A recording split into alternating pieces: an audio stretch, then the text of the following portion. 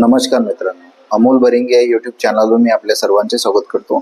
मित्रांनो, आपण काही इम्पॉर्टंट वर्ब आपण शिकणार आहोत. तर आपण एक वर्बची एक सिरीजच आपण चालू करणार आहे. तर तुम्ही चॅनलवर नवीन असाल तर कृपया या चॅनलला सबस्क्राईब करा.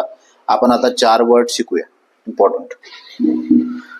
पहिला वर्ड आहे arise. Arise, arose, arisen, arising.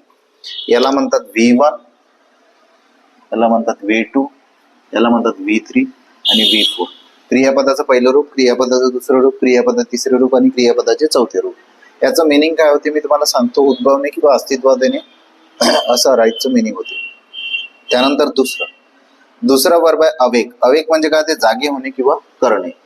V1 आहे म्हणजे क्रियापदाचं पहिलं रूप, V2 हे क्रियापदाचे दुसरे रूप, V3 हे क्रियापदाचे तिसरे रूप आणि V4 हे क्रियापदाचे चौथे रूप.